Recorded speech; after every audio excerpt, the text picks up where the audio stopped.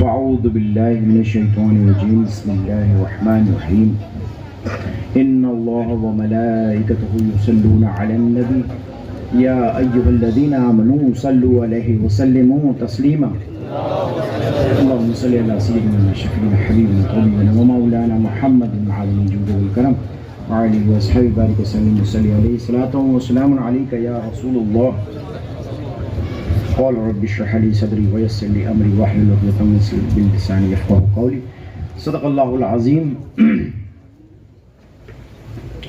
سب سے پہلے تو اصغر کمیٹی کے نوجوانوں معزز سامعین حضرات میری طرف سے السلام علیکم ورحمۃ اللہ وبرکاتہ.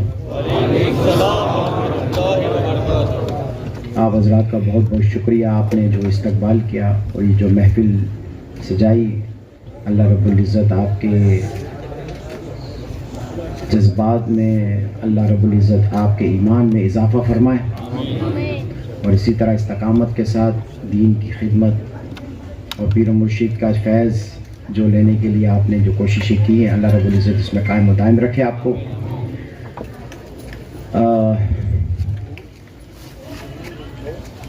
یہ جو اجتماع اکٹھا ہوا، یہ جو محفل سجائی گئی، یہ پیر و مرشد کی محبت میں سجائی گئی ہے یقیناً، اور اس میں ضرور اخلاص شامل ہے، ورنہ ایسی کامیاب محفلیں نہ ہوتی. تو جب تک کہ کاموں میں اخلاص شامل نہ ہو تب تک کہ کام میں برکت نہیں آتی. تو نیت اگر اچھی ہوں تو یقیناً وہ عمل بھی اللہ رب العزت کو محبوب ہوتا ہے. کہتے ہیں نا کہ بغیر نیت کے تو نماز بھی نہیں ہوتی ہے نا، نیت ہوگی تو نماز ہوگی. تو اسی طرح یہ آپ کی جو نیتیں ہیں، آپ کا اخلاص ہے، آپ کا خلوص یقیناً اللہ رب العزت کی بارگاہ میں پہنچتا ہوگا، اور سرکار مدینہ صلی اللہ تعالیٰ علیہ وسلم بھی، ان کا بھی فیض آپ کا جاری ہوگا، ان کا جو نظر کرم ہوگا. اس وقت میں پیر و مرشد کے تعلق سے کچھ کہنا چاہتا ہوں، کیونکہ یہ محفل ہی اسی سلسلے کی بنائی گئی ہے. دیکھیں، پیر و مرشد کا تعلق ایک باپ اور بیٹے کی طرح ہوتا ہے، ٹھیک ہے نا. اعلیٰ حضرت تو فرماتے ہیں کہ مرشد کا حق تو باپ سے بھی زیادہ ہوتا ہے نا، کیونکہ اس کی وجہ یہ ہے کہ پیر جو ہوتا ہے نا وہ ایک روحانی باپ ہوتا ہے، اور روحانی باپ جو ہوتا ہے نا وہ اس مرید کی تربیت کرتا ہے. جیسے آپ کسی کام کو سیکھنے کے لیے جاتے ہیں، کسی کے پاس کوئی کام سیکھنا ہو، مکینک کا ہو یا کسی بھی کارپینٹر کا کام ہوتا ہے، تو وہ آپ ایک استاد بناتے ہیں جو آپ کو مستقل تربیت دیتا رہتا ہے، اور آپ کو ایک پروفیشنل کارپینٹر بناتا ہے یا پروفیشنل مکینک بناتا ہے، وہ ایک استاد بناتا ہے. تو زندگی میں بھی گزارنے کے لیے ایک پیر کا ہونا بہت ضروری ہے زندگی میں، کیونکہ ہماری جو زندگی جو ہے نا وہ ایسی ہے کہ معاملات جو زندگی کے جو چلتے ہیں، ہماری دنیاوی معاملات، اس میں شیطان بڑا دخل کرتا ہے. ہر نماز کے اندر ہم دعا مانگتے ہیں اہدنا الصراط المستقیم، اے اللہ ہمیں سیدھے راستے پر چلا. تو سیدھے راستے پر کن کے چلا؟ صراط الذین انعمت علیہم غیر المغضوب علیہم ولا الضالین، ان کے راستے پر جن پر تو نے انعام عطا کیا، ٹھیک ہے نا. اور کون ہیں وہ لوگ، ہے نا، وہ کون ہیں وہ لوگ؟ وہ مرشد ہیں، وہ پیر ہیں، وہ طریقت کا سلسلہ ہے جو آپ کو وہ صراط المستقیم پر چلائے گا، ٹھیک ہے نا. انسان جب اپنی زندگی میں کہیں پہ پھنستا ہے، کہیں پہ ایسے معاملات آتے ہیں جہاں پہ روحانیت کی ضرورت ہوتی ہے، تو اس روحانیت کو حاصل کرنے کے لیے وہ تق و دو کرتا ہے. یقین کریں، روحانیت کا مطلب میں آپ کو کچھ سمجھا دوں. میں تھوڑی سی بات فلسفے کی کروں گا، تھوڑی سی بات تصوف کی کروں گا، تھوڑا مشکل ہوگا لیکن سمجھ جانے کی کوشش کرتا ہوں کہ میں آسان ہو جائے. دیکھیں، ہم عبادت کرتے ہیں نا تو ایک ہمارے دل میں ایک روحانی تسکین ملتی ہے نا. ہمیں محسوس ہوتی ہے کہ ہم نے کوئی اچھا کام کیا ہے نا. ہماری روح جو ہوتی ہے نا وہ ایک تسکین پاتی ہے.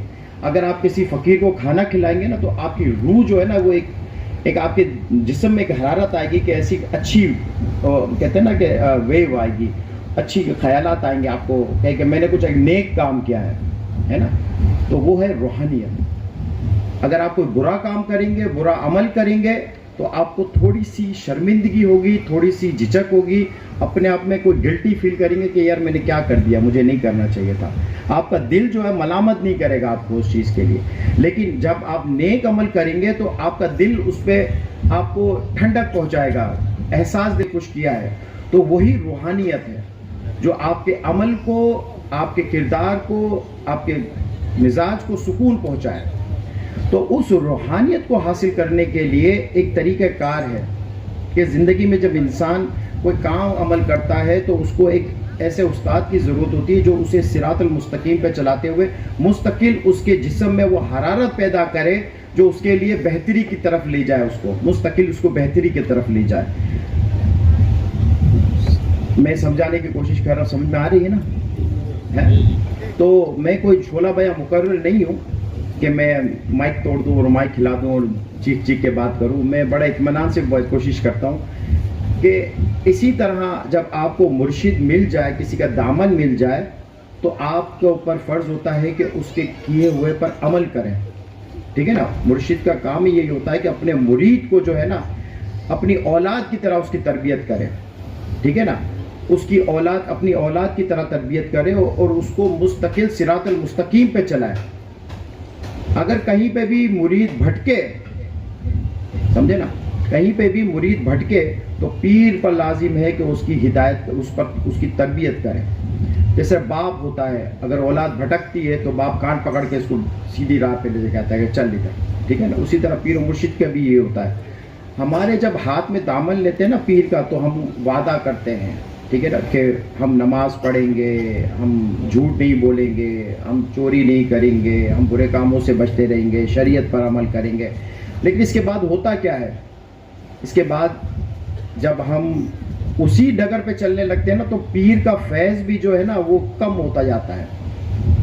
پیر کا جو فیض ہے نا وہ مرید کے ساتھ جو لگا ہوتا ہے نا، پہلے تو آپ نے وعدہ کر لیا، اب وعدہ خلافی کریں گے تو کیا کریں گے؟ آپ شریعت کے بھی خلاف قانون کریں گے، اور پیر سے بھی آپ کا فیض جو ہے نا وہ کم ہوتا جائے گا، کیونکہ آپ دور ہوتے جائیں گے۔ بہت سے ایسے مرید ہوئے جو بھٹک گئے، ہے نا؟ غوث پاک کا ایک قول ہے، بڑا مشہور قول ہے کہ میرا مرید بغیر توبہ کے مرے گا نہیں، ہے نا؟ غوث پاک نے کہا ہے نا۔ تو اس کا مطلب یہ نہیں ہے کہ آپ طریقت میں آ گئے تو اس کے بعد بھی جو کرنا ہے کر لیں، ہے نہیں، ایسا نہیں ہے۔ بلکہ پیر جو ہے نا آپ کو اس ولایت تک لے جائے گا جہاں پر آپ، جب آپ کی موت آئے گی تو آپ کو اللہ رب العزت توبہ کی توفیق دے دے گا۔ حضرت عثمان ہارونی رحمۃ اللہ تعالیٰ علیہ، جب آپ نے دیکھا ہوگا کہ حضرت خواجہ غریب نواز کو لے کر گئے خانہ کعبہ میں اور آسمان پر دکھایا، ہے نا، کہ کیا دیکھ رہے ہو؟ بولا آسمان، اس کے اوپر بولا سدرۃ المنتہا، اس کے اوپر بولا کہ 7 آسمان، سدرۃ المنتہا پہ لوح محفوظ۔ تو بولا ٹھیک ہے، اب تم کامل ہو گئے، ٹھیک ہے نا۔ پہلے کے مرید اور پیر ایسے ہوتے تھے کہ وہ ادب کے ساتھ اپنے پیر کے مرشد جو ہوتے تھے ان کے ادب کے ساتھ ان کے ساتھ چلتے تھے۔ میں ایک واقعہ سناتا ہوں پیر و مرشد کی محبت کا، کہ ایک دفعہ ایک سید صاحب تھے، وہ حضرت نظام الدین اولیاء کی بارگاہ میں آئے، بڑے پریشان تھے، ان کی بچیوں کی شادی کرنی تھی، تو انہیں کہیں پر مطلب یہ کہ کچھ رقم کی ضرورت تھی، تو انہوں نے سنا تھا کہ حضرت نظام الدین اولیاء جو ہے مدد کرتے ہیں، وہ بھی سید ہیں، تو بولا کہ سید زادے کی مدد ہوگی۔ جب وہ ان کی بارگاہ میں پہنچے اور کہا کہ مجھے کچھ رقم کی ضرورت ہے، مجھے بچیوں کی شادی کروانی ہے، تو حضرت نظام الدین اولیاء فرماتے ہیں کہ میرے پاس ابھی تو کچھ ہے نہیں۔ پہلے تو اپنے خادم کو بھجوایا، کہا کہ کچھ ہے تو لے آؤ سید صاحب کے لیے، تو اس وقت اتفاق سے کچھ تھا نہیں۔ آپ کے پاس کیا آتا تھا؟ جب بھی آتا تھا تو آپ وہ غریبوں میں تقسیم کر دیتے تھے، جو بھی پریشان ہوتا ان کی تقسیم کر دیتے، کیونکہ طریقت میں یہ ہوتا ہے کہ جمع مت کر، تمام مت کر، منع مت کر، ٹھیک ہے نا؟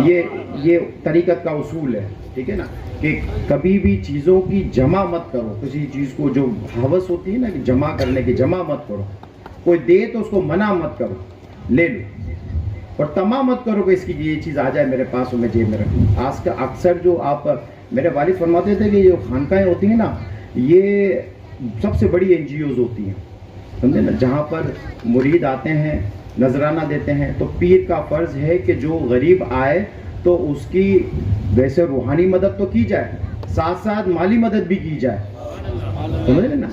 تو اکثر آپ نے دیکھا ہوگا, لیکن کچھ مطلب پیر ایسے بھی ہوتے ہیں جو ماشاءاللہ گاڑیوں میں بھی گھومتے ہیں, بڑے بڑے اس میں بھی ہوتے ہیں, مطلب وہ ان کے اپنی سلسلہ ہوتا ہے بہرحال. لیکن اکثر پیر کا جو وہ کام ہی یہی ہوتا ہے کہ اپنے مریدوں کی مدد کرے, غریبوں کی مدد کرے. تو حضرت نظام الدین اولیاء جو تھے وہ ان کے پاس پہلے دن بھی کچھ نہیں آیا, دوسرے دن بھی کچھ نہیں آیا, تیسرے دن بھی کچھ نہیں آیا, تو بڑے مایوس ہو گئے سید صاحب. بولے آپ کا تو بڑا نام سنا تھا میں نے, لیکن آپ کے پاس تو کچھ ہے ہی نہیں حضرت, تو بس میں جا رہا ہوں. تو حضرت نظام الدین بڑے شرمندہ ہوئے, انہوں نے کہا کہ میرے پاس یہ کچھ جوتیاں ہیں میری, کچھ نئی ہیں قسم کی ہیں, اب وہ آپ لے لیں, کچھ مطلب بیچ لیں تو اس کو ہو سکتا ہے شاید آپ کی مدد ہو جائے.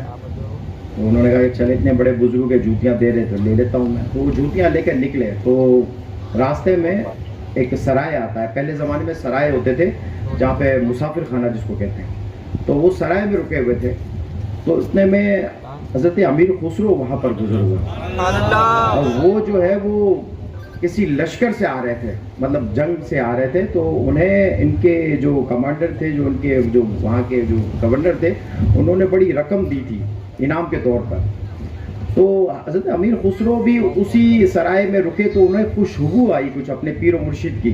اب وہ پریشان ہو گئے کہ مجھے پیر و مرشد کی خوشبو آ رہی ہے, کہیں ڈھونڈتے رہے کہیں نہ ملے. سید صاحب کے پاس آئے تو بولا آپ کے پاس سے میرے پیر و مرشد کی خوشبو آ رہی ہے. دیکھیں یہ ہوتا ہے پیر اور مرید کا تعلق ہے نا, پیر کی خوشبو سونگھ لیتا ہے کہ نہیں, پیر کی خوشبو سونگھ لیتا ہے وہ.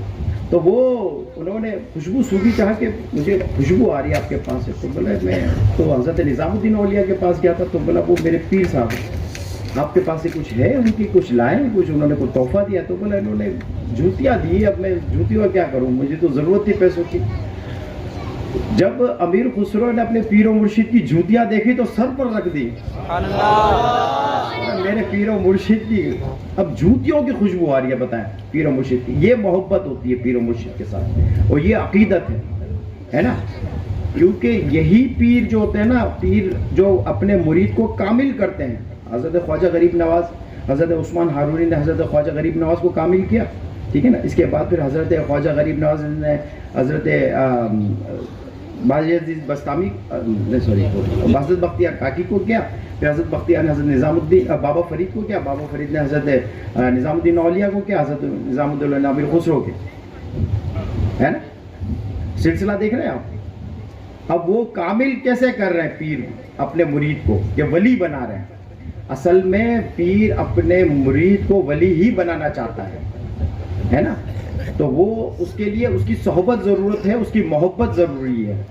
تو جب امیر خسرو نے کہا کہ یہ مجھے جوتیاں دے دیں آپ, تو بولے جوتیوں کا میں کیا کروں, کتنی رقم, بولا آپ جو بولیں, بولا جو ہے دے دیں. تو جتنی بھی رقم سے وہ اپنی جنگ سے لائے تھے, وہ جو انہیں ہدیے میں اس میں ملی تھی مالی غنیمت میں, تو وہ پوری کی پوری رقم کچھ لاکھ کے قریب دینار تھے, تو انہوں نے لے کر وہ اس سید زادے کو دے دی. سید زادے بھی کہیں کہ یار کیا دیوانہ ہے اپنے پیر و مرشد کا, کہ لاکھ روپے کی جوتیاں لے لی مجھ سے, لے لی. اب انہیں نہیں پتا, کہ بولا کہ یہ تو پھر بھی کم میں نے سستا سودا کر لیا, میرے پاس تو جتنا ہوتا اس وقت میں آپ کو دے دیتا تو بھی کم پڑتا, ہے نا. تو وہ لے کے گئے اور پھر اپنے پیر و مرشد کی خدمت میں وہ جوتیاں پیش کی. تو یہ ہوتی ہے پیر و محبت کی, پیر و مرشد اور مرید کی محبت, ٹھیک ہے نا. اور ہم آج کل کیا کر رہے ہیں اپنے پیر کے ساتھ, آج کل ہم نے اپنے پیر کو جو ہے نا عامل بنا دیا ہے کہ نہیں. پہلے کے بزرگ جو تھے اپنے پیر کو سر آنکھوں پہ رکھتے تھے, ادب سے کھڑے ہوتے تھے. لیکن آج کل ہم نے تقریباً اپنے مطلب روحانیت تو دور کی بات ہے, بس اپنی دنیاوی ہی معاملات صحیح کرنے میں ہم لگے ہوئے ہیں آج کل, ہے نا. پیر کے پاس آ کے دم کروا دو, پیر کے پاس آ گئے دعا کروا دو, پیر کے پاس آئے تو یہ کروا دو. ارے پیر سے کبھی پوچھو تو صحیح کہ روحانیت کیا ہوتی ہے, پیر سے کبھی پوچھو تو صحیح کہ تصوف کیا ہوتا ہے, پیر سے تو کوئی پوچھے طریقت کیا ہوتی ہے. اور ہم آگے کیا کرتے ہیں, باپو دم کر دو, باپو سر پہ ہاتھ پھیر دو, باپو مسئلے ہیں میرے ساتھ, باپو یہ ہے, باپو وہ ہے. تو طریقت بیسکلی ایک سائڈ پہ ہو گئی ہے, اب عاملیت ہو گئی ہے. اب پیر جو ہے عامل ہو گیا ہے نا. بظاہر تو یہی ہو گیا ہے, کیونکہ میں بھی آستانے پہ بیٹھتا ہوں ابا کے جہاں پہ خانقاہ ہوتی ہے, وہاں پر بھی یہی معاملات ہیں. میں نے کہا کہ کوئی میرے پاس ایسا نہیں ہے کہ پیر صاحب کو ایسا تعویذ دے دے کہ جس سے میری دنیا سنور جائے, میری آخرت سنور جائے, کہ میں نیک بن جاؤں. کوئی ایسا تعویذ لینے میرے پاس نہیں آیا. تو بڑے افسوس کی بات ہے, کیونکہ ہم جب وعدہ لیتے ہیں نا تو ہم تو اپنے وعدے پہ بھی قائم نہیں رہتے. کتنے مرید ایسے ہیں جو 5 وقت کی نماز پڑھتے ہیں؟ بہت ہی کم ہوں گے. اس کی وجہ یہ ہے کہ ہم دنیا داری میں پڑ گئے ہیں, ہم نے آخرت کی فکر چھوڑ دی ہے. ہمیں پتہ بھی نہیں ہے کہ ہمیں مرنا بھی ہے نا. پیر کا کیا ہم سہارا لیں گے؟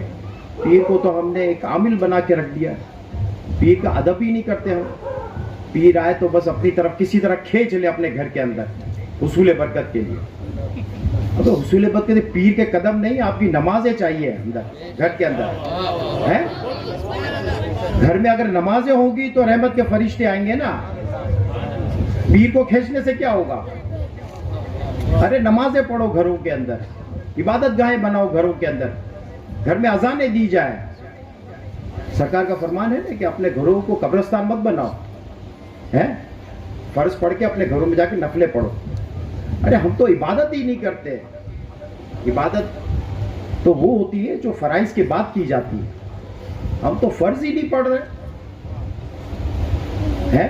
ہم جو ہے وہ کس حال پہ ہیں اس وقت؟ ہر کوئی پریشان ہے, ہر کوئی پریشان ہے یہاں پر. کوئی جنات کے معاملات ہے, کوئی گھریلو معاملات ہے, کوئی بیماریاں ہیں, کسی کا کاروبار نہیں ہے, تو کسی کے بچے نافرمان ہیں. نہ تو ہمیں تربیت اولاد آتی ہے, نہ ہمیں حقوق العباد آتے ہیں, نہ حقوق اللہ آتے ہیں. سب بھول گئے ہم. قرآن جو ہے نا, قرآن ہدایت کی کتاب ہے نا, ہدایت کی کتاب ہے. ہم نے قرآن چھوڑ دیا. انگریز جو ہے نا امریکہ میں مسلمان ہو رہے ہیں. کس طرح ہو رہے ہیں؟ وہ قرآن پڑھ کے مسلمان ہو رہے ہیں. قرآن پڑھ کے مسلمان ہو رہے ہیں. اور ہم نے وہ ایک کتاب بند کر کے بس وہ اوپر رکھ دیے, اور بس وہ ایصال ثواب کی کتاب بنا دی ہم نے. ہدایت کی کتاب نہیں, ایصال ثواب کی کتاب بنا دی ہم نے. میرے پاس اکثر لوگ آتے ہیں, گلوں میں تعویذات دھاگے بھرے ہوتے ہیں. پتہ نہیں کیا شوق ہے, جس مزار پہ جاؤ وہاں دھاگا بنوا لو, جس مزار پہ جاؤ دھاگا بنوا لو. ایک نے تو 4 دھاگے بنا ہوتے ہیں, جعفر مظفر کے ہیں, دادی ماں کے ہیں, کوثر باپو کے ہیں, تو پتہ نہیں کس کس کے دھاگے باندھ کے آ گئے تھے. تو میں نے کہا بھائی تو دھاگوں کی دکان ہے کیا ہے؟ مطلب گلے میں بھی تعویذ کا بنتا. جس کے پاس پہلے جانا چاہیے وہاں نہیں جا رہا ہے. پہلے جانا چاہیے اللہ کی بارگاہ میں, سبحان اللہ, بے شک. پھر جائے وسیلے پہ. پہلے شریعت پھر طریقت, ہے کہ نہیں؟ نماز بھی نہیں جائیں گے, درگاہوں میں بیٹھے ہوں گے بس. جتنی بار درگاہ میں جاتے ہیں, اگر اتنی دفعہ نماز کے لیے چلے جائیں نا, خدا کی قسم درگاہ والے بھی اس سے خوش ہو کے اس کو فیض دیں گے. درگاہوں پہ فیض اس وقت ملے گا جب آپ پہلے فرض ادا کریں گے. بغیر فرض کے آپ فیض لینے چلے گئے, کہ درگاہ والے کہ آپ کو فیض دیں گے. پھر روایت میں آیا ہے کہ بے نمازی کو تو مسلمان کے قبرستان میں بھی مت دفن کرو, غوث پاک نے فرمایا ہے نا. اور ہم بے نمازی گھوم رہے ہوتے ہیں, تو پریشانی نہیں آئے گی تو کیا آئے گی؟ بے روزگاری ہے, گھر میں تنگی ہے. ابے تنگی ہوگی جب رزق بٹ رہا ہوتا ہے تو سو رہا ہوتا ہے. فجر کا وقت ہوتا ہے نا, تو روایت میں ہے کہ فرشتے جو ہوتے ہیں دروازے پر کھڑے ہوتے ہیں مسجد کے. جب وہ نماز پڑھ کے نکلتا ہے تو رزق کے فرشتے اس کے ساتھ ہو لیتے ہیں. اس وقت تک اس کے ساتھ رہتے ہیں جب تک اس کا رزق نہ مل جائے اس دن کا. نعرہ تکبیر, نعرہ رسالت, فیضان کوثر پیا. اور ہمارے ہاں کیا ہوتا ہے کہ جب رزق بٹ رہا ہوتا ہے اس وقت سو رہے ہوتے ہیں, ہے نا. پھر 11 بجے اٹھیں گے, بولو چلو باپو کے پاس دم کرانے کے لیے. ارے کیوں باپو, وہ رزق میں تنگی ہے. ابے تو تنگی ہوگی نا, تو جب رزق بٹ رہا تھا تو سو رہا تھا, ہے نا. اولاد نافرمان ہے, اولاد نافرمان ہوگی نا, رزق کے حلال کھلا اس کو, کسی کی اولاد دیکھنی ہو نا, کسی کے رزق کو دیکھنا ہو تو اس کی اولاد کو دیکھو. حلال کا ہے کہ حرام کا ہے پتہ چل جائے گا. حرام کا ایک لقمہ آپ کے گھر پیٹ میں گیا تو 40 دن تک عبادت نہیں ہوتی. اور یہاں پر حلال اور حرام کی کوئی تمیز ہی نہیں ہے, پتہ ہی نہیں حلال کیا ہے حرام کیا ہے. کسی کو جھوٹ بول کے ٹوپی پہنا کے کھانا کھلا دیا, وہ کر دیا, وہ بولتا کہ کیسا میں نے اس کو ٹوپی پہنائی, اور فخر سے بولتے ہیں. پتہ نہیں حرام کمایا تو نے, ہے نا. نوکری کا ٹائم ہوتا ہے 9 to 5, جائیں گے 10 بجے 11 بجے, ہے نا. اب اس کو پتہ نہیں وہ 2 گھنٹے وہ حرام کر چکا ہے اپنی رزق کے اندر. حرام اور حلال کی تمیز ہی ختم ہو گئی ہے. زکوٰۃ پوچھو, زکوٰۃ دی؟ ہاں پر اندازے سے دے دی, ہر سال اندازے سے دیتے ہیں. اس کو پتہ ہی نہیں کہ زکوٰۃ کتنی ہے اس کی. کبھی سونا بھی نہیں ناپا اپنی بیوی سے لے کر, ہے نا. کبھی سونا ناپا ہے کسی نے, تولا ہوگا نا. ہر سال فلکچویٹ ہوتے ہیں, ریٹ اوپر نیچے ہوتے رہتے ہیں. بس وہ اندازے سے 5,000 دے دی, بس لگائے گا 5 لاکھ روپے, ہے 5 کروڑ روپے رکھے گا اور 5,000 روپے دے دے گا. اور صدقہ دو بھائی, میں کہتا ہوں صدقہ دیا کرو, بلائیں اترتی ہیں. صدقہ صدقہ کیا دیں گے؟ 10 روپے کا انڈا, 15 روپے کا آٹا, ہے. اللہ کی بارگاہ میں 25 روپے کا صدقہ دیں گے. فقیر کو چلتے پھرتے 10 روپے دے دیں گے, صدقہ دے دیا ہم نے. 25 لاکھ کے مقروض ہوں گے, اللہ کو بولیں گے 25 روپے میں ہمارا قرض اتار دیں. اب اللہ کی راہ میں خرچ کرو, برکت کیسے آئے گی تمہارے رزق میں؟ صدقہ کرو گے تو رزق آئے گی نا. چاہیے 25 لاکھ, خرچ کریں گے 5 لاکھ, 5 روپے, 5 لاکھ کو تو کوئی کرے. اللہ رب العزت فرماتا ہے کہ ہے کوئی جو اپنی پسندیدہ چیز اللہ کی راہ میں خرچ کرے, ہے نا. اور ہم حضرت ابو طالع نے جب یہ آیت سنی, نبی کریم صلی اللہ علیہ وسلم نے جب یہ آیت جب نازل ہوئی تو حضرت ابو طالع نے سنی, تو حضرت ابو طالع اپنا پسندیدہ باغ سرکار کی بارگاہ میں لے آئے. پسندیدہ باغ, مطلب سرکار سب سے بہترین جو مجھے پسندیدہ چیز ہے نا وہ میں لے آیا ہوں آپ کی بارگاہ میں, یہ لے لیجیے مجھ سے. اور ہماری پسندیدہ چیز کیا ہے؟ مال. سب سے پسندیدہ چیز مال ہے, اور وہی ہم اللہ کی راہ میں خرچ نہیں کرتے, ہے نا. تھوڑی سی تلخ ہو گئی ہے تقریر, کیونکہ جو معاشرے کا حال ہے وہ میں بتانے کی کوشش کر رہا ہوں میں. کیونکہ ہم نماز نے ہم نے چھوڑ دی, ہم نے مسجدیں ویران کر دی, درگاہ آباد کر دی. ارے اس بزرگ کا فیض کیا ملے گا تمہیں جب وہ خود اللہ کے ولی جو سجدے میں اپنی زندگیاں گزار گئے, اور تم ان کے پاس جا رہے ہو, بولتے اللہ کے گھر کو بعد میں دیکھ لیں گے, پہلے ولی سے پوچھ لیتے ہیں. ولی کا فیض کیا ملے گا آپ کو؟ پیر و مرشد کا فیض کیا ملے گا؟ پیر و مرشد کا تو آپ نے نافرمانی کر دیا. آپ نے دامن پکڑ کے کہا تھا کہ میں آج کے بعد اپنی کوئی نماز قضا نہیں کروں گا. کہا تھا نا, وعدہ لیا تھا نا. کون کون اپنے وعدے پر قائم ہے؟ جبھی تو غوث پاک نے کہا تھا کہ میرا مرید بغیر توبہ کے نہیں مرے گا, اگر قابل ہوا تو ہم نے تو یہ ہر چیز چھوڑ دی ہے. نمازیں نہیں پڑھ رہے, زکاتوں کا پتہ نہیں ہے, زکات کتنی, یہاں پہ کتنے کھیتی باڑی کرتے ہیں, عشر کا نہیں پتا ان کو. کھیتی باڑی کرتے ہیں, عشر تو بولا عشر کیا پتہ ہی نہیں. تو ہم نے دین سیکھا ہی نہیں ہے, ابھی بھی جاہل ہے, سمجھ رہے, نام کے مسلمان ہیں. اسلام اسی لیے اس وقت مسلمانوں کا برا حال ہے کہ ہم اپنے قول و فعل میں تضاد رکھتے ہوئے ہم بیسکلی اگر دیکھا جائے نا تو منافق ہو چکے ہیں. مطلب ہم اپنے حبیب اور اس کی آل کی کہتے ہیں نا کہ وہ محبت.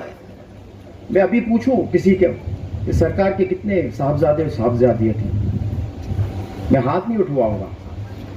اب آپ نے دل سے پوچھے, آپ کو پتا ہے؟ نہیں پتا آپ کو, ان کے نام بھی نہیں پتا ہوں گے آپ کو سرکار کی آل کے, ہے نا. لیکن ہم نے دعوے کرے لمبے لمبے نعرے, نعرے رسالت یا رسول اللہ, سرکار پہ جان بھی قربان ہے. بڑی بڑی ہم نے کیا کیا نعرے لگایا. کیا ہم نے آل رسول سے محبت کا اظہار کیا؟ کبھی دیکھا ہے ان کے آل رسول ہے کون؟ ہمیں تو آل رسول کی پہچان بھی نہیں ہے.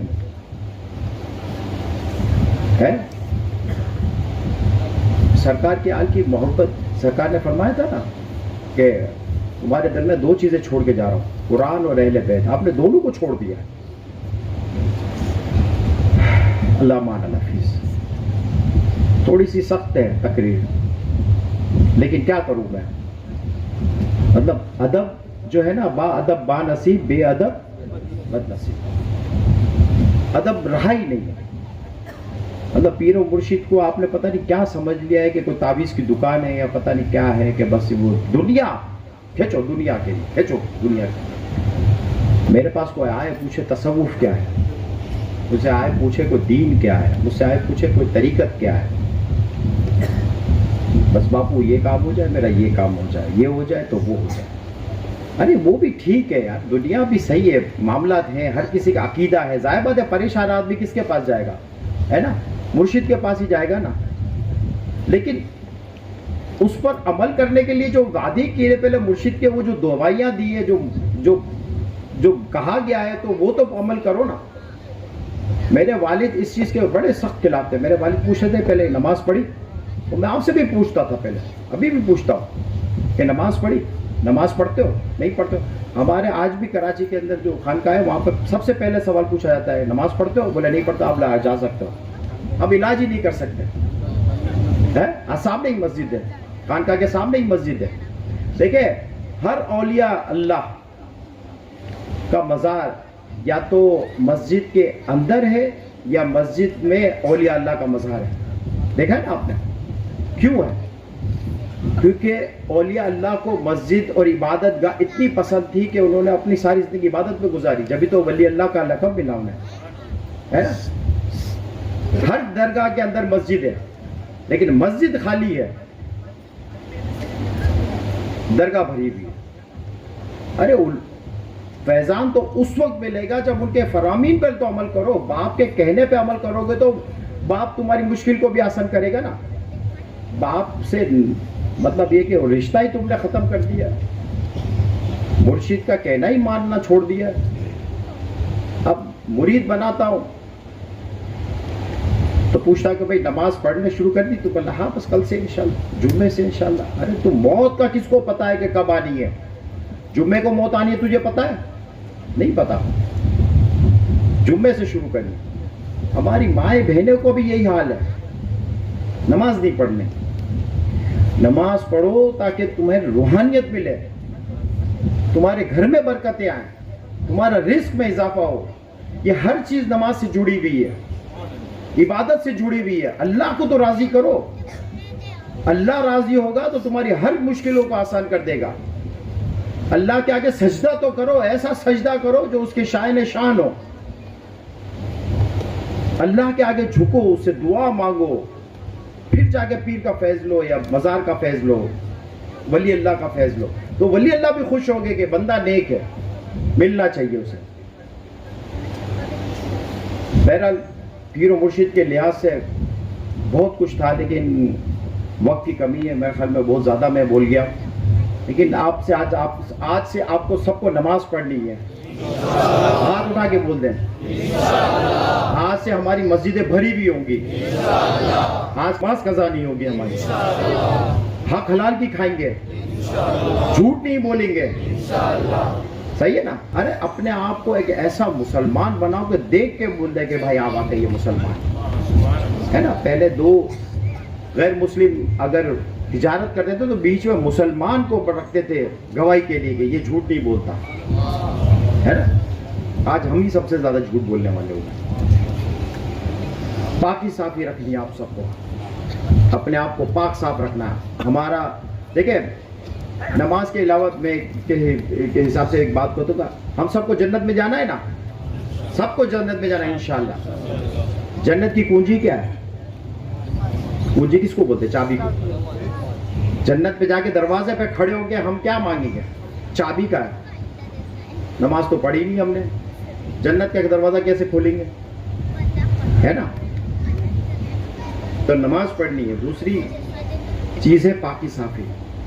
میں نے اکثر کو دیکھا ہے ان کو غسل ہی نہیں آتا, ان کو بیچاروں کو کچھ بھی نہیں آتا, نہ قرآن پڑھنا آتا ہے, نہ غسل کے فرائض پتہ ہے, نہ کچھ پتہ ہے. تو آج سے آپ کو علم دین بھی حاصل کرنا ہے, ٹھیک ہے نا. مسجدوں میں جائیں, اپنے علماء سے کہیں کہ مجھے علم دین سیکھنا ہے, ٹھیک ہے نا. آپ کو علم دین سیکھنا ہے, آپ کو قرآن پڑھنا ہے, آپ کو عبادت کرنی ہے, آپ کو اپنے پیر و مرشد کے کہنے پر عمل کرنا ہے, ٹھیک ہے نا, تاکہ آپ کے مسائل حل ہوں. اب ہم کیا دم کریں, کیا تعویذ دیں؟ بندہ جب اللہ کی بارگاہ میں نہیں جاتا تو پھر ہم اس کو تعویذ دے کے کیا کریں گے؟ دینے والی ذات کون ہے؟ اللہ ہے نا. رزق کون دے گا؟ اللہ دے گا. اولاد کون دے گا؟ اللہ دے گا, ہے نا. مشکلیں کون آسان کرے گا؟ اللہ دے گا. سب سے پہلے اللہ, سب سے پہلے اللہ. اللہ کی بارگاہ میں جاؤ, سجدہ کرو, اس کو 5 وقت کی نماز پڑھو, عبادت کرو, اس کے بعد پھر جا کے وسیلہ ڈھونڈو. اہدنا الصراط المستقیم, میں نے کہا نا شروع میں کہ ان کے نقش قدم پر. صراط المستقیم کیا ہے؟ صراط المستقیم وہ جو نیک بندوں کا راستہ ہے, صالحین کا راستہ ہے, پیر و مرشد کا راستہ ہے نا, اس پر چلنا ہے نا. تو وہی راستہ ہے جو میں بتا رہا ہوں آپ کو, کہ آپ کو عبادت کرنی ہے, نماز پڑھنی ہے, روزے رکھنے. یہاں پر اکثر لوگ میں نے سنا ہے کہ روزے ہی نہیں رکھتے, جو چیز ہم پہ فرض ہے. بہت سے لوگ شرابوں میں لگے ہوئے ہیں, شراب تو عام ہے. استغفر اللہ. ایک شخص آیا میرے پاس, اس کی بیوی لے کے آئی, بولے باپو یہ شراب بہت پیتا ہے, چھوڑتا نہیں ہے. اس کو پوچھا بھائی کیوں پیتا شراب؟ بولا میں کیا کروں, میرے خون کے اندر ہے, میرا باپ بھی پیتا تھا, میرا دادا بھی پیتا تھا, چھوٹتی نہیں ہے. میں نے اچھا, بچے تھے چھوٹے چھوٹے اس کے, تو میں نے اس کے لڑکے کو اٹھایا, میں نے ادھر آ, میں نے کل شراب پینا تو اس کو بھی پلانا ساتھ. تو بولے نہیں, اس کو کیوں پلا؟ میں نے تیرے خون میں شامل ہے نا, تیرے باپ نے بھی پی, تو نے بھی پی, اس کو بھی پلا تو شراب, تاکہ یہ بھی شرابی بن جائے. بقول تیرے تو چھوٹتی نہیں ہے, تو کل کو جب شراب پینا اس کو بھی سامنے بٹھا کے اس کو بھی ایک گلاس بھر کے دینا. شرمندہ ہوا. مطلب شراب کو تو ایسا جیسے کوئی کچھ ہے ہی چیز نہیں. ارے جہنم میں لے جانے والے کام ہے, جہنم میں. اب جہنم میں ہی جانا ہے تو پھر ٹھیک ہے, پیتے رہو. پھر اپنا نام بھی کوئی ڈیوڈ رکھ لو کوئی, سمجھے نا. اللہ رب العزت سے دعا ہے کہ اللہ تعالیٰ ہمیں ایمان پر سلامتی عطا فرمائے, ایمان پر استقامت عطا فرمائے, اور اللہ تعالیٰ بروز قیامت سرکار کی شفاعت نصیب عطا فرمائے, اہل بیت کی محبت نصیب عطا فرمائے, اور اللہ تعالیٰ سرکار کی سنتوں پر عمل کرنے والا بنائے. آمین بجاہ النبی.